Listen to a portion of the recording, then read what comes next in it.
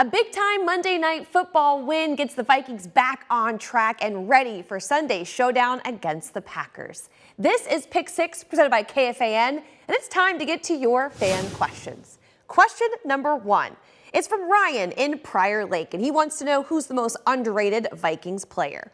Monday Night Football Countdown host and ESPN personality Scott Van Pelt takes this one. I think it's KJ. And although he's going to get an opportunity now with Justin being out for a while, I think we're so fantasy football obsessed, right? Who's wide receiver 1? And Jefferson's obviously that guy, but KJ's shown that with opportunities and targets that he's a deep ball threat. He can run every route, and I think this is a big opportunity in these however many weeks that you're without number 18 to really establish in the minds of people outside of Minnesota that he is a difference-making type of receiver. I get that, the rookie out of USC, Addis, has been great. I'd say KJ's underrated. Thanks, Scott. We love that you're on Pick 6 this week. And speaking of KJ and the rest of the offensive weapons, they've been so good absorbing those 15 targets a game that JJ's left out there. On to the next question. It's from Steve. Was Monday night a fluke? Are we on the rise for something special this year? This sounded like a good one for Vikings radio analyst Pete Bursich.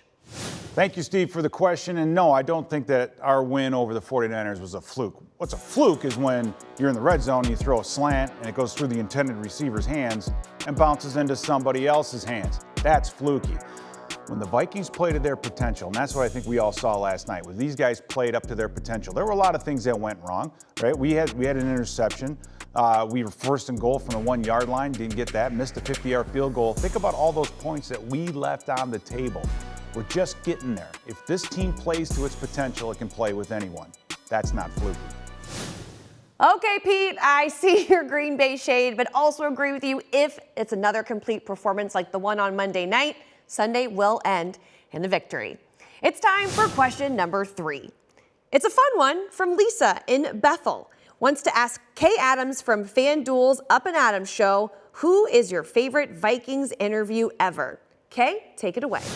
Ooh, not a coach interview, though I love Zim. He was always so wonderful. I'm going to say, Kirk Cousins is always a pleasure because it's always jokes about his conversion ban or what he's listening to, or he's such a brilliant leader and an easy interview, but he's very polished too. So I'm going to say, this is going deep into my pulls here. I'm going to say Latavius Murray was always my favorite to interview. I thought he was so candid and so wonderful and sweet and endearing and could run. So I would say T-Train was sort of one of my favorite players to ever. Adam Thielen, there's some really great ones.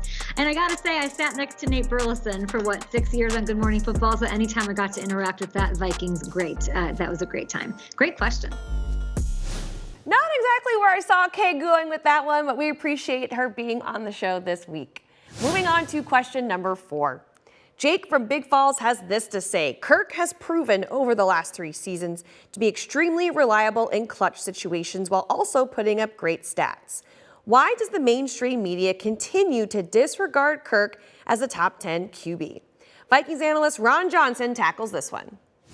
It's a great question, Jake. Kirk Cousins has been reliable. He has put up the stats, but people will never put him in the top 10 until he wins some big playoff games. I think that's the key when you look at all the great quarterbacks people consider great. You got, Josh Allen, even Russell Wilson at one point. He won a Super Bowl. You talk about Joe Burrow getting to the big game. You look at Jared Goff even getting to a Super Bowl.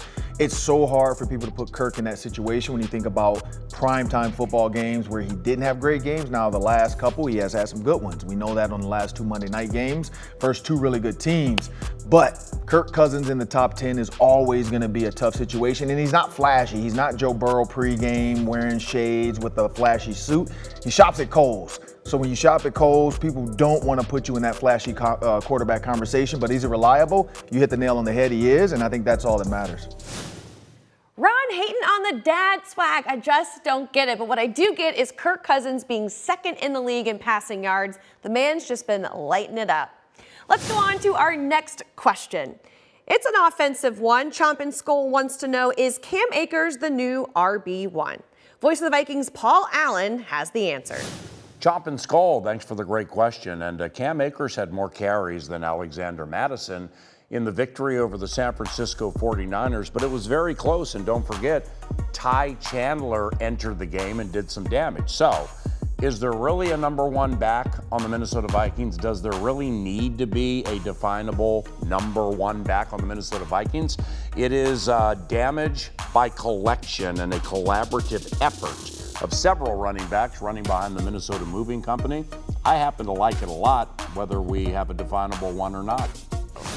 Gotta agree with you, PA. The running back by committee does feel like the goal, and with Cam Akers in the mix, feels like it's also succeeding. We got the final question of the day coming right up. This is from Lydia in Iron River. She wants to know, how is the defense evolving week after week? 7 weeks later, would you say the defense has grown as a unit? Well, Lydia, I'm going to answer your question this week, and I do think the defensive unit is growing, and there's evidence to back it up.